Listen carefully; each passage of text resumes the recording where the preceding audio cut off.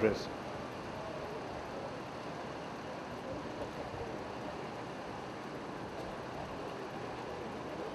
Honorable Mr. Dara Patel, Secretary General IDMA.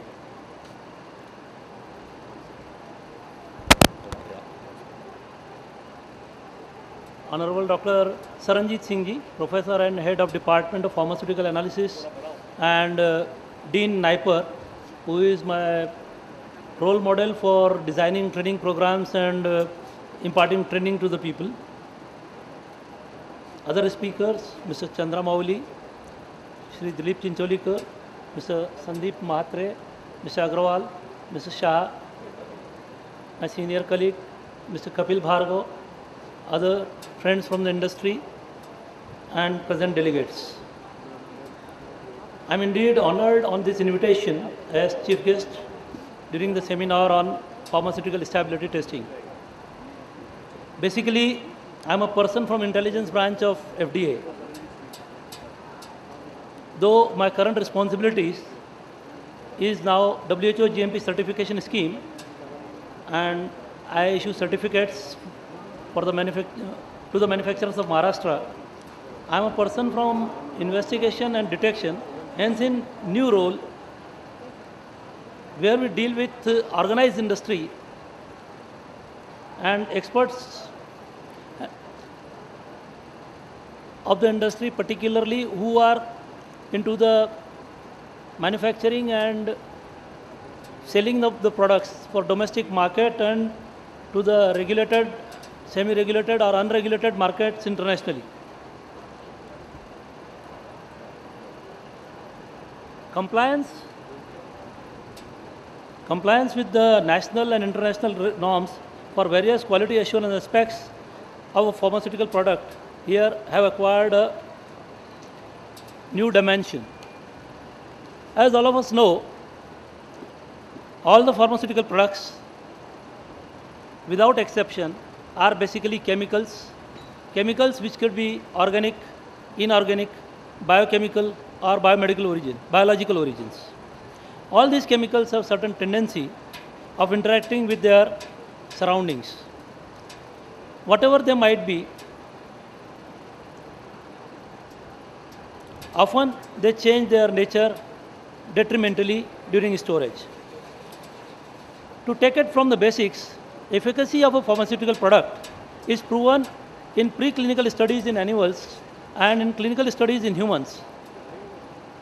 While on the other hand, the safety of the product is proved by limiting the presence of substances which might be present in the product because of its intrinsic nature or may be generated in situ by virtue of the surroundings. These substances could be impurities, degradation products, organic solvents, toxic or ineffective enantiomers or other polymorphic forms. To prove safety of the drug product in clinical or preclinical studies by proving safety of the product on these unwanted but unavoidable substances till in certain concentrations. So, when stability of the pharmaceutical product is discussed, what we mean in terms of simplistic chemistry is capability of a pharmaceutical system to remain in state of established integrity, identity, purity, strength or concentration where the product remains as effective, as safe as was proven during the original clinical development. And as we say, pharmaceutical system, it could be almost anything. Therapeutic values ranging from a vial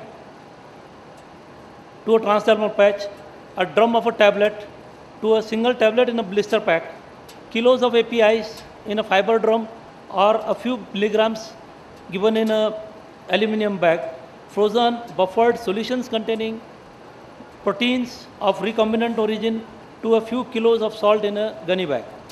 So here we see that the members of pharmaceutical fraternity have been compelled to treat materials of such diversity under a single umbrella, which we say single umbrella of integrity, which is called stability.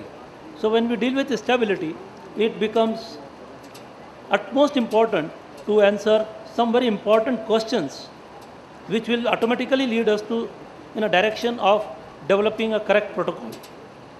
As a regulator, for me, the very way of stability of a pharmaceutical product is proven becomes of paramount importance as it forms the basis of the ability of an organization or a person to see through aspects which are typically pharmaceutical like manufacturing, compatibility, packaging to aspects which are highly pragmatic like distribution network, region of distribution, practical excursions that will be coming to a product like supply chain management and systems, so on and so forth. And as a regulator, I feel stability study does not start at the ability of analytical procedure to detect a certain impurity at very small level. But for us, for the matter anyone who cares for the patient, taking the final product to the real challenge lies in defining a protocol so robust that it identifies and challenges everything that the product could potentially come across at every stage, right from its manufacturing, testing, and extremes where it could be moving during manufacturing process or temperature variations from desert to the country where snow is being there in a atmosphere. And hence, it is imperative that extremes are simulated by experts who define the stability protocol. However, I think I have discussed quite many issues where we should be discussing about how protocol should be designed, but some very important aspects which normally we observe during stability studies and issues, how industry is dealing with stability studies and how markets are looking into that. I would request Dr. Saranjit Singh and to all of you that these 3-4 points which I will be mentioning now are very much in discussion in the industry and in the with the regulators, that stability is looked at as a regulatory requirement and not as essential phase in product development. We should be coming out of this. Stability should not be thought as only as a regulatory requirement, but it is an essential phase of product development. Stability data is mostly not deliberated, interpreted meticulously. Its deliberation, interpretation is required. Actual shelf life of the product is not the extrapolation of the stability data, but it is rather expressed in support to justify that why this much expiry date was given to the product. Stability generally is not related with the process validation or analytical method validation. Conditions of stability are generally not linked with the or justified with condition or zone of the importing country, temperature environments and packaging requirements of that country.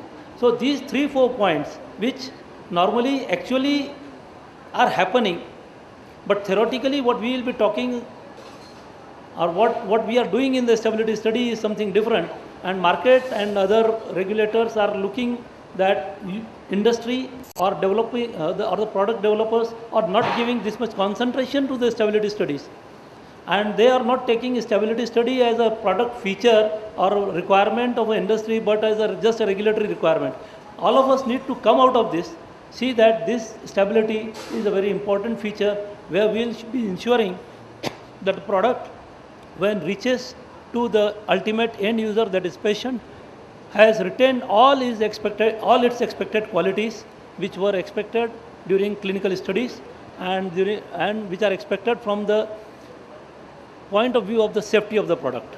I was trained at NIPER for some seminar during some courses where actually I missed the class on stability which was taken by Dr. Saranjit Singh, and I will take this opportunity to understand stability in a better terms in this seminar. Thank you very much for inviting me here. I wish all the success to this seminar.